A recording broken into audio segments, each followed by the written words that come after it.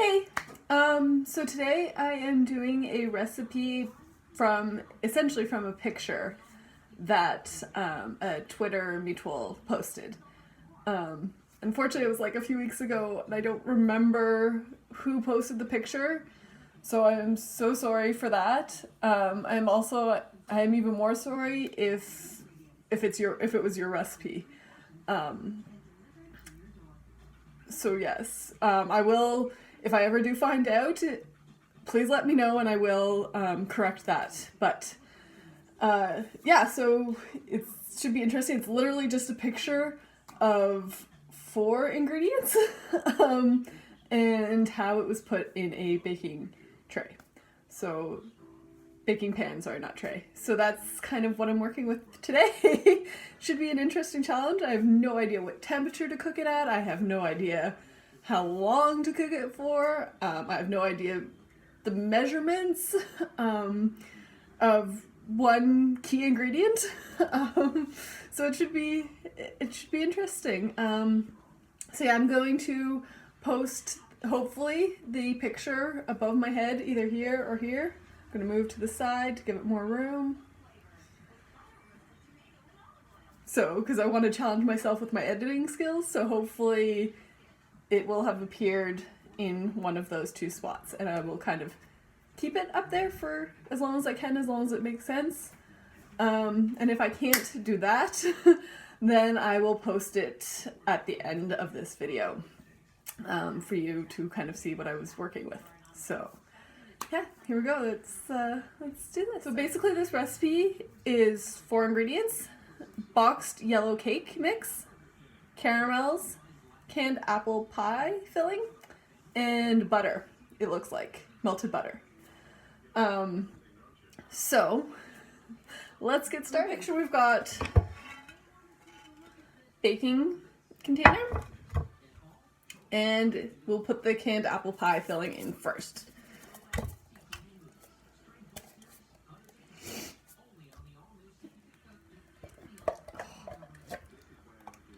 Okay, so I've got an even layer of the apples spread out to cover the bottom, at least, of the entire dish.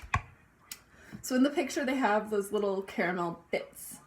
I didn't have those, but I already had caramel sauce from my Suki Price recipe. I think that's the second time that has come up. So I'm going to use this instead because it'll save me from eating tons of ice cream and putting it all over my ice cream instead. So no point in buying little caramels when this should work just as well. So in the video it looks like they just sprinkled the little caramels over top of the apples. So I'm gonna just drizzle the caramel in the same fashion.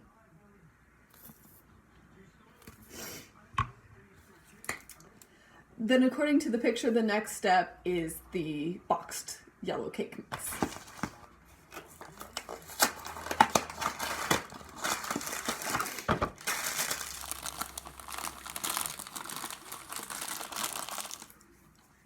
Okay, now the cake mix has been spread out again evenly all over the top of the dish, all over the top of the caramel.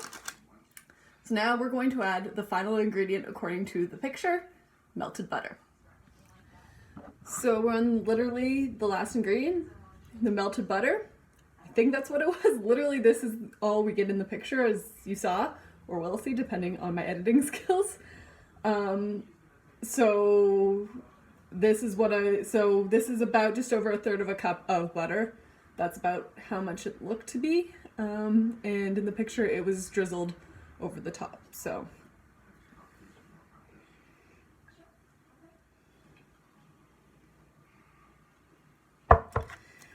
now, instinct has me mixing this all together.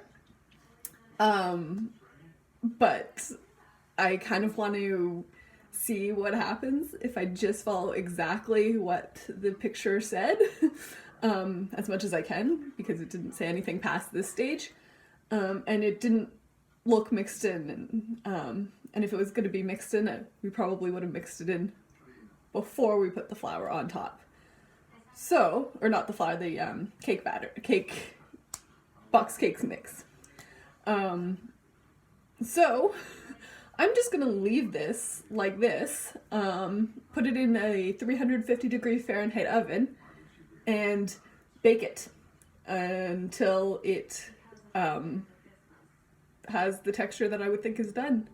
So I don't know if that will involve, because it's usually with a cake or brownie or any type of that, it involves, one of the ways you can tell it's done is if you stick a toothpick into it and it comes out clean. I don't know if that'll work the same. Obviously, with the apple, it'll never come out clean. So I don't know if that will work the same way. Also, color is typically a good indication as well, if it's done or not. So we'll see. We'll see what this looks like. So yeah, you can see here that it looks like it does in the picture. So we're gonna go with what the picture says. Okay, so it's been 35 minutes. I'm not gonna lie, I added about 20 minutes in. We'll have to double check my notes on that. I added about 3/4 of a cup of water over top because I wasn't liking how it was turning out. So yeah, I'm liking this. Definitely not done as it's still liquid. But yeah, I definitely think the water was needed, because it looks like there's a chance now where before it did not. So we're gonna leave it in here for another maybe super wet, so I think maybe 15 minutes. I'll come back and check on it. I'm probably gonna let it cook for a few more minutes, but look at that, I just had to. Look at that bubbling. You know, now that I think about it, this actually reminds me of boxed brownie cake thingies that I used to have when I was younger. That they were just, my mom would get them because they were super, super simple. It was literally like, you would put the pudding mix in and then the cake mix on top, and it would literally combine like this. So yeah, I'm actually super excited to try this. Okay. Just wanted to get a picture of this color. Oh, baby. So it is funny, more and more now that I think about this is the cakes that I had, I would say growing up, but I was a teenager when my mom started getting them. Because it was simple, just add water. I don't even think we mixed it, just like I didn't mix the water into this one. So I guess this turned out to be a nice little tribute to my mom, and a nice little reminder for me making this dish. So thank you for that. I really, yeah, that was unexpected. But yeah, this is very much a reminder of those pudding brownie cakes. And there was a caramel and a chocolate flavor, I believe, were the only two, or those were just the only two my mom wanted. So the apples definitely adds a bit of a twist to this one. But yeah, so I'm excited. I'm even more excited now to try it than I was when I first saw this picture and was curious. Now I'm actually excited because of those memories has kind of brought back. So yeah, let's dig into this because it smells so good. Okay, so it doesn't look super pretty. Taking it out was not super easy, but that's okay because I'm not super concerned with how it looks after it's cut. I'm more concerned about the taste, so I'm excited.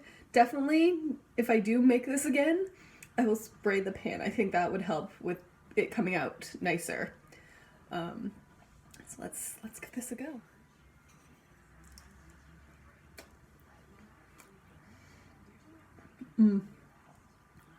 Oh my gosh, that's so good. That is really,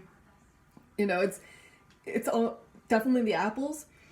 It's a step above what I use, those box cake pudding things that I was talking about. The apples just give it that nice extra little oomph. The ability to control the sweetness in the form of the caramel as well is nice. If you make a batch and it's too much caramel, you can always add less, or if it's not enough, which I might be tempted to do, you can always add more. The nice thing about this one too is I could probably put the caramel sauce on top if I wanted to. So yeah, it's definitely, I'm not gonna lie, it's much better than I expected. Definitely adding the water. I don't think with just the butter it would have worked out. So I think adding the water would have helped. It took a total of 55 minutes. Maybe if I had added the water at the beginning as opposed to 20 minutes in, it might not have taken as long. So the main thing is to kind of keep an eye on that and to kind of look for that cakey on top and the nice golden color as well.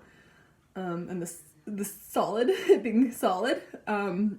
Those are the things you kind of want to look for instead of just focusing 100% on the time. Because again, if you make it, you might put the water in beforehand. That might affect the time. It might not take as long to cook as it did. 55 minutes seems like a long time for this.